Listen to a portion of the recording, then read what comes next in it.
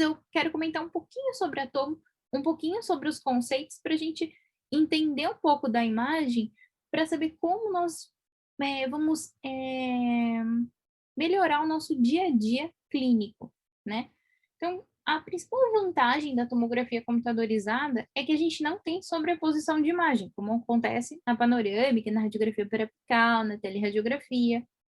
Nós temos uma ampliação conhecida da imagem. Então, nós conseguimos fazer medidas exatas, bem próximas do real, possibilitando os planejamentos e os procedimentos clínicos e as cirurgias guiadas ou um planejamento simples de implante.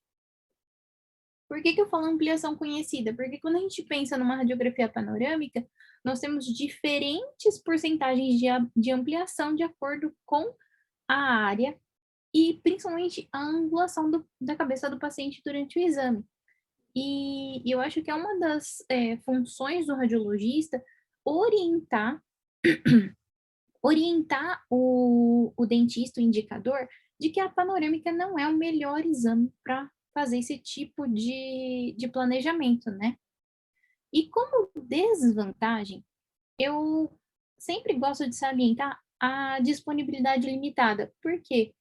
Quando nós pensamos em cidades maiores, é muito fácil encontrar um aparelho de tomografia computadorizada, mas quando a gente vai pensando no interior dos estados, mesmo no, eu sou de São Paulo, de São Paulo, mas a minha cidade é Araçatuba. Araçatuba até pouco tempo não tinha. Hoje em dia a gente já tem muitos tomógrafos lá. Então a gente pensar em cidades menores pode ter esse problema do paciente não encontrar o tomógrafo, e às vezes ele tem que ir para outra cidade para poder realizar a tomografia. É uma técnica que ela é sensível aos erros técnicos, que a gente vai comentar um pouquinho hoje, para a gente tentar tirar o máximo do nosso aparelho. Então, às vezes o radiologista está com o aparelho na clínica, ele tem uma Ferrari e trata ela como se fosse um Fiat Uno. Então, a gente tem que tentar tirar o máximo do nosso aparelho. Além disso, a tomografia ela precisa de um treinamento especial para interpretar as imagens, não é um treinamento de imagens 2D, é um treinamento especial direcionado para um exame tridimensional e o alto custo, porque normalmente os aparelhos são mais caros. Eles têm um custo diferenciado do aparelho de Plantelli, do aparelho de periapical, do próprio scanner intraoral.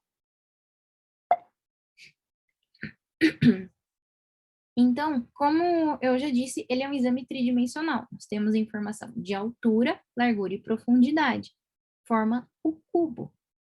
E quando a gente pensa em tomografia computadorizada, nós temos três tipos de tomografia. A tomografia convencional, a tomografia espiral ou Fan-Beam, que ela é usualmente utilizada na medicina, na odontologia a gente tem um uso mais restrito, e a tomografia computadorizada por feixe cônico. Eu vou diferenciar principalmente para vocês hoje a Fan-Beam da Cone-Beam, tá bom? Para vocês entenderem quando é legal a gente solicitar uma complementação de uma tomografia Fan-Beam em cima do exame de Cone-Beam. Porque quando a gente pensa numa tomografia helicoidal, a reconstrução ocorre em tempo real. Então, ao mesmo tempo que o aparelho está fazendo a aquisição, ele já está reconstruindo as imagens. E nós temos vários detectores de imagem. Então, a gente vai chamar eles de canais. Então, geralmente, esses aparelhos, eles têm mais de um canal. Então, nós temos os aparelhos helicoidais que eles têm apenas um canal, mas que hoje em dia praticamente não é encontrado no mercado. Mas, geralmente, na grande maioria das vezes, até em SUS, nós encontramos os tomógrafos que eles chamam de multi-slice, que eles são multidetectores, multicanais. Isso vai sempre incrementando a qualidade de imagem. E como imagem original da TC helicoidal, nós temos as imagens axiais. Então, as imagens sagitais e coronais são reconstruções. tá bom? E depois, quando a gente vai pensar na questão de FOV utilizado, na ATC helicoidal, nós só conseguimos fazer os FOVs grandes, porque é um tomógrafo direcionado para a área médica, então ele vai pegar crânio completo, abdômen, membros superiores e inferiores, então é um aparelho programado para fazer áreas grandes. E, consequentemente, o voxel utilizado também é grande, porque não adianta a gente colocar um voxel pequenininho aqui.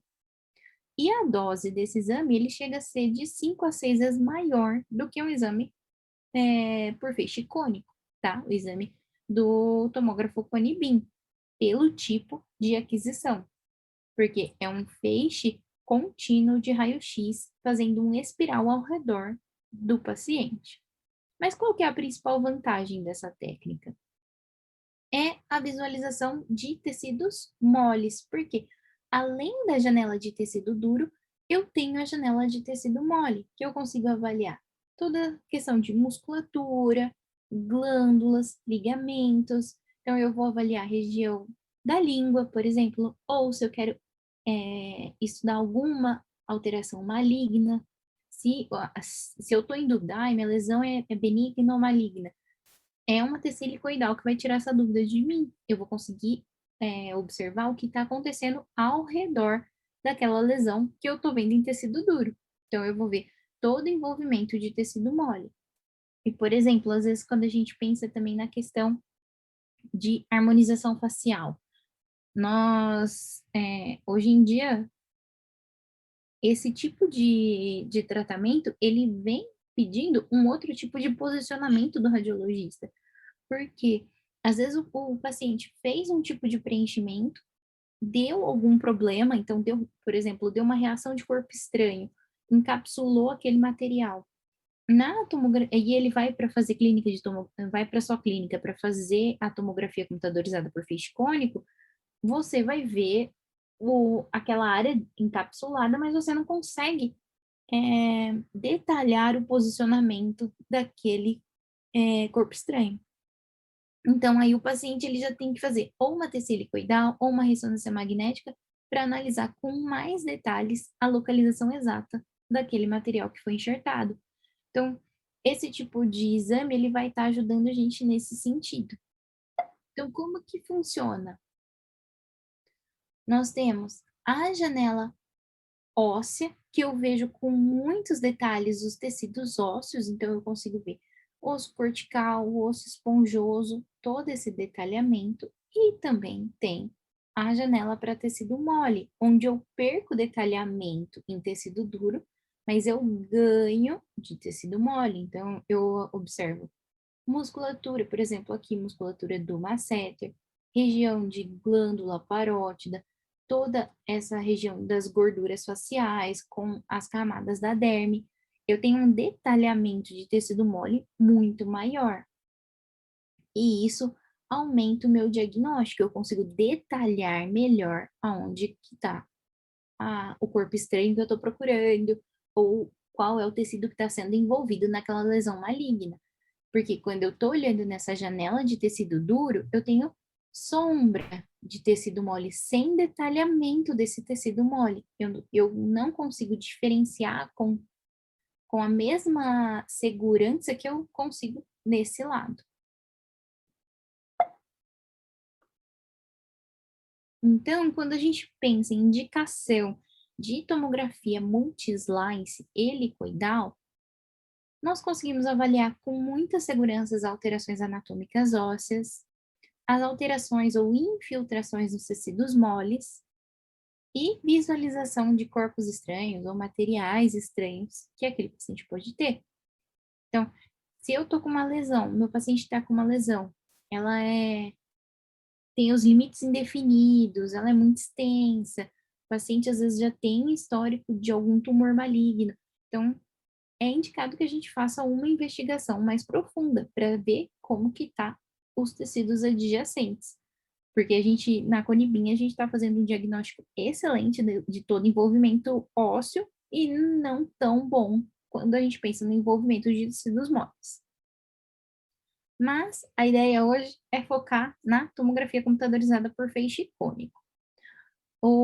A gente até criou um questionáriozinho na hora da inscrição para tentar direcionar um pouco o conteúdo da aula hoje, mas como nós estávamos com um público bem misto, então nós temos radiologistas experientes, nós temos radiologistas que estão começando, e ainda tem um pequeno grupo que está querendo saber um pouquinho mais sobre essa área. Então, como o nosso público é misto, eu vou dar uma explicadinha desde o começo da aquisição. Então, o tomógrafo Cone-Beam é um feixe de raio-x em formato cônico que atinge o nosso paciente. E a partir desses feixes de raio-x, o detector ele é sensibilizado e captura imagens. Então, deixa eu só colocar o videozinho para rodar. O aparelho vai disparando esses feixes e girando ao redor da cabeça do paciente, fazendo ou um giro completo ou meio giro, dependendo do protocolo que a gente determinou, e fazendo essas projeções ao redor da cabeça do paciente. A partir dessas projeções que foram adquiridas, o computador, ele reconstrói e cria o volume para nós. Então, toda a imagem de tomografia computadorizada por feixe cônico é uma reconstrução tridimensional. Então, lembra que eu falei que a imagem original da tomografia helicoidal eram as imagens axiais, e aqui não, as imagens originais são as projeções adquiridas pelo meu aparelho durante o giro. Então, a reconstrução da tomografia computadorizada por feixe cônico, ela ocorre no pós-processamento. E nos aparelhos, nós temos alguns tipos de detectores. Então, nós temos os detectores que a gente chama de flat plane, que é o detector plano, e ainda nós temos alguns tomógrafos que eles são CCD associados a um IIT. O que é isso? É um intensificador desse detector. Então, nós temos dois tipos de sensores que podem ser utilizados nos tomógrafos. Atualmente, um dos sensores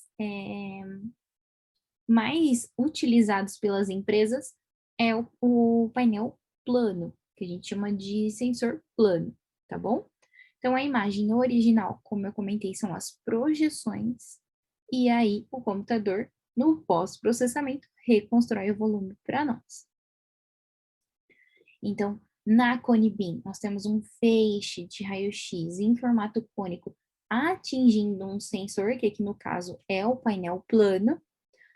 São feitas projeções e, a partir disso, uma reconstrução secundária.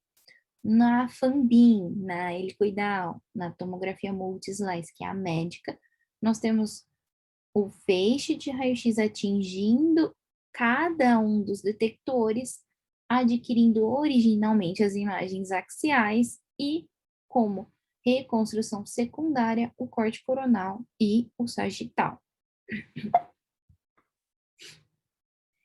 E aí, a Cone-Beam, nós temos a opção de fazer FOVs grandes, pegando praticamente toda a face, e FOVs pequenos, pegando de 2 a 3 dentes, que é o que é a nossa área de interesse, né? Então, se eu, por exemplo, eu quero fazer um planejamento para uma cirurgia ortognática, eu preciso pegar toda a face do paciente. Mas se eu quero avaliar uma fratura no meu dente 11, eu posso pegar ó, do 12 ao 21, que tá tudo ok. Então, eu consigo trabalhar das duas maneiras. E o voxel, nós temos voxels extremamente pequenos, que a partir de 0,08 milímetros.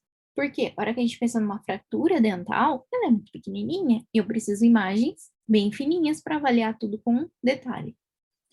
E, consequentemente, a dose do exame, ela é muito variável. Porque, a hora que a gente pensa principalmente em dose efetiva, que vai ser desde do valor da dose que vai contabilizar o valor da dose que está sendo emitida e a área que está sendo irradiada, Nós temos áreas que são mais sensíveis, principalmente quando a gente pensa em região de mandíbula, região de parótida. Então, depende muito da área do exame e o protocolo utilizado, tá? Ah, eu peguei um protocolo de cabeça completa, ou não, peguei uma área pequena. Aí eu consigo fazer essa diferenciação. E quando o nosso computador termina o pós-processamento, ele cria o que a gente chama de arquivo DICOM. Alguns radiologistas, eles não têm essa noção, que todo exame volumétrico gera um arquivo DICOM, além da visualização no software nativo do tomógrafo. Porque, às vezes, o dentista liga na clínica e fala, oi, eu preciso do DICOM. E aí a clínica envia para ele o visualizador com o software nativo do aparelho. Mas muitas vezes aquele profissional ele quer fazer um planejamento, ele vai fazer, por exemplo, um guia cirúrgico e ele precisa trabalhar com o DICOM. Então, o DICOM ele é o arquivo original gerado da tomografia. Ele vem com informações do aparelho que foi utilizado. Eu coloquei uma faixa branca, mas aqui nessa lateral vem os dados do paciente, então vem nome do paciente, data de nascimento, vem o código do paciente, quando ele tem código dentro da clínica. Além disso, eu tenho os dados do exame, então eu tenho data do exame, a hora que ele foi feito, e além disso, alguns softwares me permitem a visualização de KV e MA, que eu consigo ver qual a dose que foi emitida para o meu paciente. E para mim, como radiologista, então, e eu tenho também informação ó, de FOV e eu tenho a informação de voxel desse volume. E para mim, como radiologista, é muito bom porque às vezes eu vejo que eu recebi um exame e a qualidade daquele exame não tá legal, de acordo com a indicação, eu preciso melhorar aquela imagem, eu entro em contato com a clínica e falo, oi, olha, eu recebi o exame do fulano de tal, e eu acho que a gente poderia repetir no protocolo XYZ, porque você fez no protocolo ABC e não ficou tão legal. Então, aí a gente acaba tendo essa discussão que é muito produtiva e o paciente ganha também em questão de diagnóstico e planejamento. E quando a gente entra no mercado da radiologia, a gente observa que nós temos N tipos de tomógrafos. Cada empresa tem o seu aparelho, ou se ele é tomógrafo dedicado, ou se ele é 3 em 1, que ele vai fazer PAN, tele e tomo. Tem diferentes tipos de aparelho com diferentes propósitos. Então, você fala, eu preciso de um tomógrafo dedicado para fazer imagens de alta resolução. Ah, não, eu preciso de um aparelho que faça um FOV muito grande, porque eu trabalho muito com ortognática e eu preciso pegar crânio inteiro do paciente. Então, às vezes, um tomógrafo que faça que ele é 3 em 1, que não vai fazer um FOV tão grande, não vai atender o seu público. E quando a gente pensa nessa questão de qual aparelho eu tenho no mercado com resolução de imagem, a gente tem mais ou menos essas condições. Então, o que eu trouxe aqui para vocês, por exemplo, nós temos essa imagem aqui é do Newton 9000. É um aparelho mais antigo que a gente não encontra esse modelo no mercado mais. E esse tipo de... O Newton, ele foi um dos primeiros tomógrafos aprovados pela FDA, pela Federação Americana, né? E ele foi um dos primeiros tomógrafos a entrar no mercado odontológico. E a gente ganhou muito em qualidade de imagem na hora que a gente pensa nesse tipo de imagem.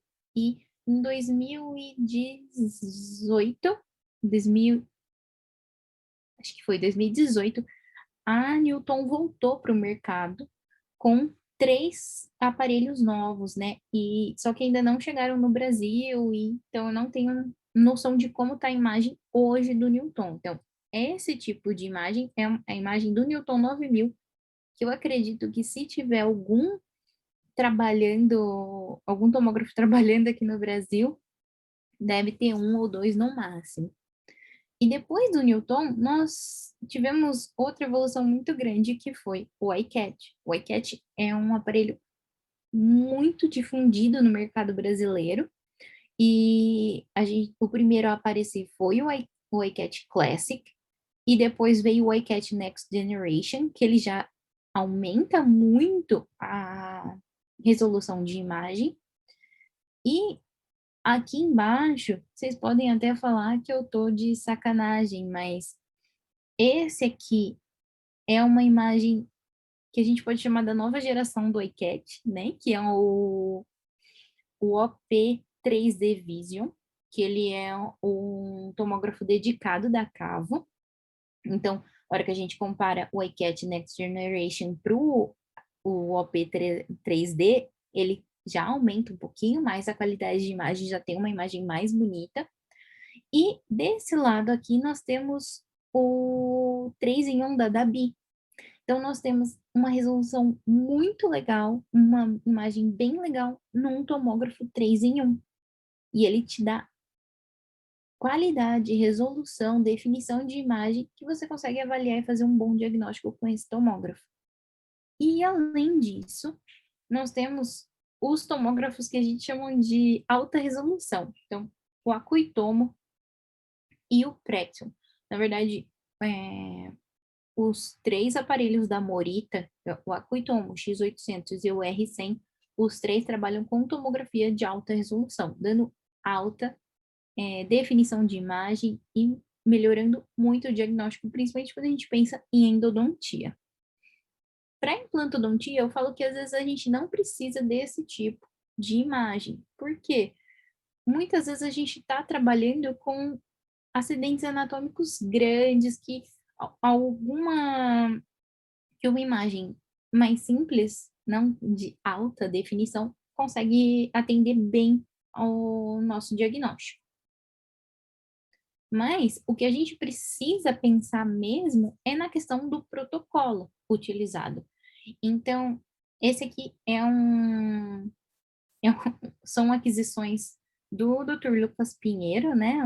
Um colega meu, admiro muito o Lucas. Depois eu até deixei o Instagram dele no final da aula para vocês, se vocês quiserem seguir ele, que ele é um excelente profissional. E o que o Lucas fez? Ele começou a brincar com os protocolos do aparelho. Então, ele foi alterando o KV, alterou o MA. Aí, ele usou diferentes tomógrafos também, então por isso que muda o tamanho do ponto focal, mudou o tempo de aquisição, mudou o FOV, mudou o voxel, e vocês observam que é o mesmo paciente, é a mesma mandíbula em diferentes aparelhos com diferentes protocolos de aquisição. Então, o protocolo utilizado muda muito a qualidade de imagem. Então, às vezes, você fala, putz, eu tô com um 3 em 1 da Dabi na minha clínica e eu não consigo uma qualidade de imagem igual a essa que a Fernanda mostrou. Meu tomógrafo não faz isso. É tudo questão de você saber configurar corretamente o seu aparelho para você chegar no máximo de desempenho dele.